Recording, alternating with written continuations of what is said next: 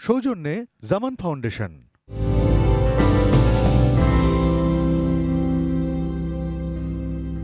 প্রিয় সুধী, আসসালামু আলাইকুম। এটি নিউজের প্রতিদিনের নিয়মিত বিশেষ আয়োজন শিল্প সাহিত্য ও সেলিব্রিটি শো কবিবাড়ি অনুষ্ঠানে আপনাদের সাদর আমন্ত্রণ। কবিবাড়িতে যেজন আসে গুণীজন, তারাই দেশের অমূল্য মানবধন। একথার গুরুত্বকে অনুধাবন করেই আমাদের এটিএন নিউজ স্টুডিওতে কবিবাড়ি অনুষ্ঠানে আমন্ত্রিত হয়ে উপস্থিত হয়েছেন দেশ বরেণ্য প্রিয় মুখ কবি ও উপস্থাপক রেজাউদ্দিন স্টার্লিন। আর অনুষ্ঠানটির নিবেদক জামান ফাউন্ডেশন। আর অনুষ্ঠানটি উপস্থাপনা করছি আমি আসাদ কাজল। প্রিয় দর্শক, চলুন অতিথির সঙ্গে মূল আলোচনায় ফিরে যাই। স্টালিন ভাই, কেমন আছেন? ভালো আছে।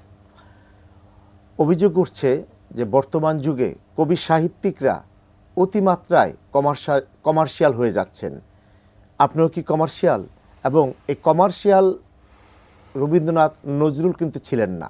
তাহলে আপনি কমার্শিয়াল যে অভিযোগটা উঠেছে এ বিষয়ে আপনি কি বলবেন? অনেক ধন্যবাদ।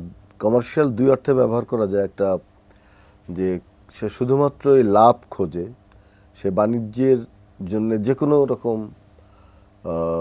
অন্যায় কাজও করতে পারে। এই কমার্শিয়াল শব্দটি যেটা আপনি ব্যবহার করেছেন, এটা হলো আমাদের বাণিজ্য সংক্রান্ত বিষয়। একজন কবি কমার্শিয়াল কিনা এবং হতে পারে কিনা, তো আমি মনে করি যে কিছুটা কমার্শিয়ালের স্পর্শ যদি আপনার লেখকের মধ্যে না থাকে, সে যদি বিপণনের ক্ষেত্রে তার গ্রন্থ, তার কবিতা যদি কোনো জনগণের আকাঙ্ক্ষার কাছে না যায়, চাহিদা তৈরি না করে, তাহলে কিন্তু সে বড় লেখক হয়েও অনেক সময় তার বই বিক্রিটা একদম কমে যাবে, বন্ধ হয়ে যাবে।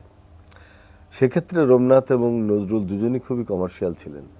তারা কখনোই সম্মানী আগে অ্যাডভান্স নিতেন, রবীন্দ্রনাথও নিতেন, নজরুলও নিতেন। তাহলে অভিযোগটা কি সম্পূর্ণ সত্য? অভিযোগ নিশ্চয় সত্য না। এবং রবীন্দ্রনাথ তার বন্ধুকে চিঠি লিখেছিলেন যে আমার যে গ্রন্থটি প্রকাশিত হইয়াছে, সেই গ্রন্থটির নামেই তুমি এর বেচা বিক্রি দেখিও।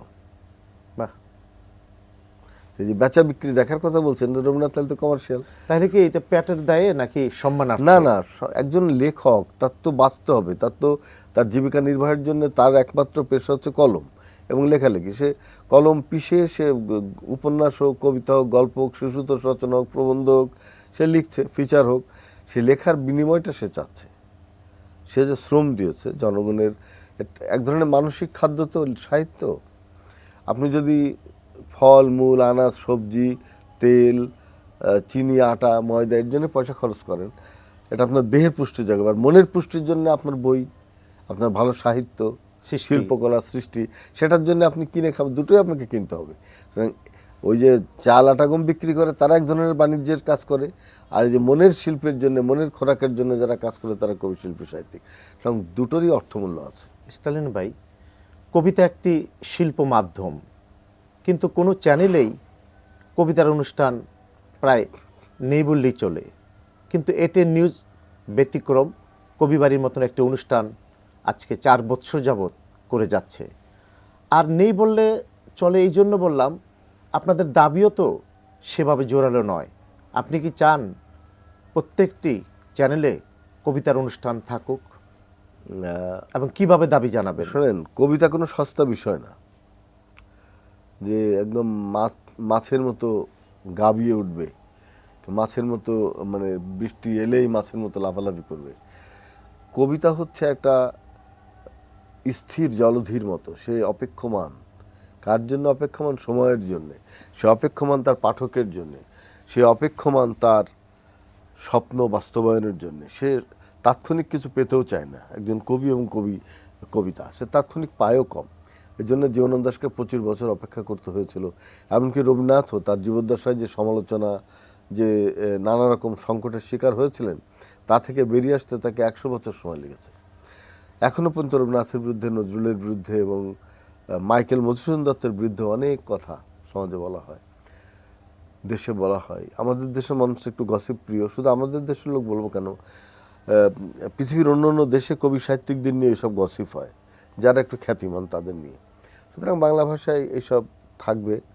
তো রবীন্দ্রনাথ, নজরুল, জীবনানন্দ, জসীমউদ্দিন, সুকান্ত ভট্টাচার্য, এদের নিয়ে কিন্তু এগুলো থাকবেই।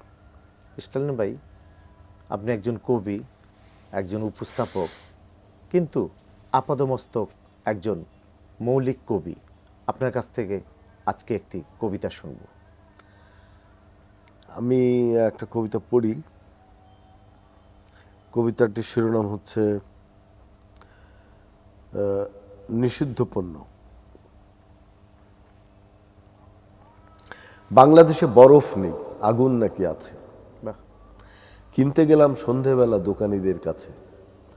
শপিং মলে পণ্য অনেক, আগুন কোথায় পাই? র্যাকগুলো খুব চমকে ওঠে, না না ওসব নাই। আগুন সে তো অদৃশ্য নীল, বিক্রি কেন হবে? আতশবাজি কিনতে পারেন বিবাহ উৎসবে। ভুল শুনেছেন, বরফ আছে মৃত মাছের চোখে, বলল তরুণ ফিসফিসিয়ে চুমুক দিয়ে কোকে। এক দোকানি ভীষণ চালাক, আপনি কি ভাই কানা? আগুন আছে বুকের মধ্যে, বিক্রি করতে মানা। ফাইন। স্টালিন ভাই, কি কি ঘাত প্রতিঘাত পেরিয়ে জীবন সম্মুখ ভাগে এসেছেন? একজন বাংলাদেশের নাগরিক হিসেবে বাংলাদেশে জন্মগ্রহণ করেছি। এদেশে ঘাত প্রতিঘাতের তো কোনো শেষ নেই। সুকান্ত সেই অল্প বয়সে 21 বছর বয়সে তিনি বলেছিলেন, এদেশে জন্মে পদাঘাতই শুধু পেলাম, অবাক পৃথিবী সেলাম তোমাকে সেলাম। ওই বয়সেই এত কষ্ট পেয়েছিলেন তিনি, এটা কল্পনা করা যায় না। এবং নজরুল তার 20 বছরের সাহিত্য সাধনায় যত গান কবিতা লিখেছেন তার মধ্যে এই বেদনার সুরটাই বেশি বেজে উঠেছে। এবং আমার কৈফিয়ত কবিতার মধ্যে নজরুলকে যে বারবার অপমানিত করা হচ্ছিল এই সমাজে নানাভাবে, কেউ জবন বলছে, কেউ তাকে নাস্তিক বলছে, কেউ তাকে ধর্মান্ধ বলছে, কেউ তাকে নারীবাদী নারীভোগী বলছে, নারীরা বলছে সে নারী বিদ্বেষী, এবং নারাজিরা বলছে স্বরাজি, স্বরাজিরা বলছে নারাজি। মানে নানা রকম অভিধায় তাকে অভিহিত করা হচ্ছিল। এবং নজরুলকে তিনি যখন লিখলেন যে আমি খোদার আসন আরশ ছেদিয়া উঠিয়াছি চির বিস্ময়, আমি বিশ্ববিধাত্রীর বলবীর চির উন্নতম অংশী, তখন সবাই বললো আরে বাপরে বাপ, এ তো ভয়ঙ্কর নাস্তিক, একে তো শেষ করে ফেলতে হবে। এবং তিনি 1920 সালে যখন যশোরে গেলেন তখন একদল মৌলবাদীরা তাকে ঘিরে ফেললো তাকে মারধর করার জন্য। সে যশোরের প্রিন্সিপালের রুমে সে লুকিয়ে থেকে সে তখন চলে আসে। আমরা মনে করি যে দেশে জাতীয়তাবাদী শক্তির বিকাশ হোক, একটি গণতান্ত্রিক প্রক্রিয়ার মধ্যে দিয়ে নির্বাচিত সরকার আসুক, আমাদের শিল্প সাহিত্যের বিকাশ হোক, মত প্রকাশের স্বাধীনতা হোক, চিন্তার মুক্তির আন্দোলন যেটা 1952 সালে শুরু হয়েছিল সেটা আরও বেশি বেগবান হোক, তাই না? এবং আমি মনে করি যে রেনেসাঁ শুরু হয়েছিল মাইকেল মধুসূদনের হাত দিয়ে, তারপরে ধরেন সেই রেনেসাঁ ঈশ্বরচন্দ্র বিদ্যাসাগর, রাজা রামমোহন রায়, তারপরে রবীন্দ্রনাথ ঠাকুর, নজরুল ইসলাম, তার পরবর্তীকালে 30-এর কবিরা, সেই রেনেসাঁ আমরা বহন করে নিয়ে এসেছি 1970-71 ভাষা আন্দোলনের মধ্য দিয়ে, স্বাধীনতা সংগ্রামের মধ্য দিয়ে, ভাষা আন্দোলন থেকে সেই রেনেসাঁর যে মুক্ত কণ্ঠে বাক স্বাধীনতার কথা যে ঘোষণা করা হয়েছিল, মাতৃভাষা মুক্তি যেটা ঘোষণা করা হয়েছিল, সেটি এখন আমরা আন্তর্জাতিক মাতৃভাষা রূপে দেখতে পাচ্ছি। এই বইমেলা, 21-এর বইমেলা, সেখানে মূল তাৎপর্য কি বাংলা ভাষার, যে আমি আমার মাতৃভাষাকে অগ্রাধিকার দেব, মাতৃভাষাকে ভালোবাসবো এবং মাতৃভাষায় আমি আমার সমস্ত জ্ঞান চর্চা করব, বিদেশি ভাষার সঙ্গে আমাদের কোনো বৈষম্য নেই। স্টালিন ভাই, এবারে জানতে চাইব আপনার ব্যক্তিগত জীবন এবং পারিবারিক জীবন, কি বলবেন এই বিষয়ে? ব্যক্তিগত জীবনে একজন কবি কোনো সময় সুখী হতে পারে না, কারণ সে তার প্রচলিত যে সময় এবং সমাজতন্ত্রের সঙ্গে সন্তুষ্ট থাকে না। আমিও সন্তুষ্ট না, কারণ আমরা দেখেন আজকে 50 বছর ধরে রাজনীতির যে টানাপোড়েন দেখছি, সেখানে কিন্তু জনগণের ক্ষমতায়নের কোনো জায়গা নেই। কৃষকের সেই দ্রব্যমূল্য, কৃষকের বীজ সার, কৃষকের জমি চাষ করার যে নিরাপত্তা, সেটা কিন্তু কেউ দিচ্ছে না। উপরন্তু শ্রমিক শ্রেণীও কিন্তু তাদের ন্যায্য অধিকার পাচ্ছে না। সুতরাং আমরা যা চাই জন্মের পর থেকে সেটা আমরা পাচ্ছি না। সুতরাং সেখানে সন্তুষ্টি একদমই নেই। আমি মনে করি যে রাজনৈতিক দলগুলোর মধ্যে অনেক বেশি ভেদাভেদ, সেগুলো মুছে ফেলে দিয়ে একটা ঐক্যের ভিত্তিতে একটা পূর্ণ গণতান্ত্রিক মানবিক সমাজ যদি গঠন করা যায়, একটা জ্ঞান কেন্দ্রিক সমাজ গঠন করা যায়, তাহলে সেখানেই আমাদের মুক্তি লাভ হবে। সুতরাং আমার ব্যক্তি জীবনের নিজস্ব কোনো চাওয়া পাওয়া নেই, আমি সামষ্টিকভাবে চাই, আমি সেই কথায় বিশ্বাস করি, আমার সন্তান যেন থাকে দুধে ভাতে। কবিরা সংসার বিভাগী হন, আপনি একজন দেশের জনপ্রিয় কবি, আপনি কি সংসার বিভাগী একজন কবি কিংবা পুরুষ? প্রত্যেকটা কবি একটা নিজস্ব ধারণা থেকে, স্টাইল থেকে, জীবনের যেটা সে প্রতিপালন করে। রবীন্দ্রনাথ বলছেন, বৈরাগ্য সাধনে মুক্তি সে আমার নয়। অর্থাৎ একজন কবিকে সংসার বিভাগী হতে হবে এমন কোনো কথা নেই। কবি সংসারের মধ্যে থেকে, কোলাহলের মধ্যে থেকেও তিনি একাকী এবং সে নির্জন। তার একাকিত্ব বোধটা আসে তার কোলাহলের ভেতরে থেকেও আসে। যদি সে প্রকৃত কবি হয় তাহলে সে একটা আত্মমগ্ন নিজস্ব একটা জগৎ তৈরি করে ফেলতে পারে, এবং সেই জগতের মধ্যে সে যখন ঢোকে, চারপাশে যে পারমাণবিক যুদ্ধ হয়, তাহলে সে তার নিজের জায়গা থেকে নড়বে না।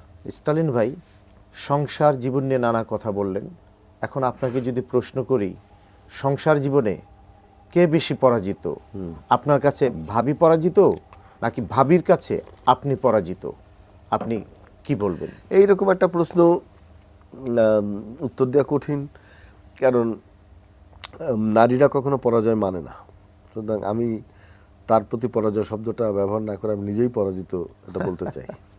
এই কারণে যে কখনো কখনো ডেল কার্নেগির সেই তত্ত্ব ব্যবহার করতে হয় যে অন্যকে জিতিয়ে দিয়ে, তাকে আনন্দ দিয়ে নিজে আনন্দ পাওয়া যায়।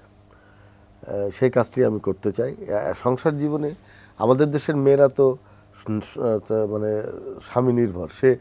সে মনে করে যে আমাকে সে বিয়ে করে এনেছে, সমস্ত দায়িত্ব তাকে পালন করতে হবে, টাকা পয়সা এভরিথিং তাকে দিতে হবে, সে চালাবে সংসার, আমি বসে বসে খাবো অথবা আমি টাকা পয়সা গুনবো। এই সমস্ত একটা মানে খুবই সামন্ততান্ত্রিক চিন্তা নারীদের মাথায় কাজ করে, অনেক নারীর মধ্যে কাজ করে, আমি সব নারীর কথা বলবো না।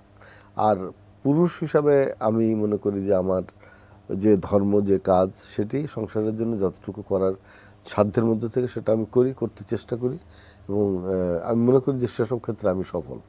স্টালিন ভাই, ভাবির প্রতি একটি প্রশ্ন। ভাবি যদি এখানে থাকতেন এই প্রশ্নটা ভাবিকে করতাম, কিন্তু যেহেতু ভাবি নেই, এই প্রশ্নর উত্তরটা আপনারই দিতে হবে। অর্থাৎ ভাবিকে যদি আমি প্রশ্ন করি, সংসার জীবনে আপনি কি স্টালিন ভাইয়ের কাছে পরাজিত? ভাবি তাহলে কি উত্তর দিবে বলে আপনি মনে করেন? সে আমার বিরুদ্ধে অনেক অভিযোগ উত্থাপন করবে। কি অভিযোগ? বলবে যে আমি একজন কবি খুবই জ্বালাতন করে, সংসারের কাজ করে না, উদাসীন থাকে, সময় দেয় না স্ত্রীকে, এসব বলবে। মেয়েরা এগুলো বলে শান্তি। কিন্তু আপনি তো সাংসারিক আমি তো অনেক নিজে পালন করেন, আমি দেখি। শুনেন, নারীদের খুশি করা কঠিন। নারী আর কবিতা তো খুব সমর্থক। কবিতাকেও খুশি করা যায় না। কবিতায় যত আপনি ডিভোশন দেবেন, যত ছন্দ প্রয়োগ করবেন, যত চিত্রকল্প দেবেন, যত রূপক তৈরি করবেন, কবিতাকে খুশি করা যাবে না। সে আরও চাইবে, আরও নন্দন তত্ত্ব চাইবে, আরও সৌন্দর্য চাইবে, আরও অসীম ভালোবাসা চাইবে, একটা অনন্য সাধারণ কবিতা হয়ে ওঠার চেষ্টা করবে। তো কবিরা সাধ্য কতটুকু? নারীরাও তাই। স্টালিন ভাই, আমাদের এটিএন নিউজ স্টুডিওতে কবিবাড়ি অনুষ্ঠানে উপস্থিত হওয়ার জন্য আপনার প্রতি কৃতজ্ঞতা জানাচ্ছি। আপনাকে অনেক ধন্যবাদ কলাকুশলী যারা এই অনুষ্ঠানের সঙ্গে আছেন, এবং এটিএন নিউজের সকল কর্মকর্তা কর্মচারী, দর্শকদের আমি অনেক ভালোবাসা এবং শুভেচ্ছা জানাচ্ছি। 21-এর শুভেচ্ছা জানাচ্ছি। 21-এ বইমেলায় আসবেন, বই পড়বেন, আমরা একটা জ্ঞানকেন্দ্রিক সমাজ প্রতিষ্ঠা করতে চাই। প্রিয় দর্শক, এতক্ষণ কথা বলছিলাম দেশ বরেণ্য কবি ও উপস্থাপক রেজাউদ্দিন স্টালিনের সঙ্গে। আগামী অনুষ্ঠান দেখার আমন্ত্রণ জানিয়ে আমি আসাদ কাজল আপনাদের কাছ থেকে বিদায় নিচ্ছি। আল্লাহ হাফেজ।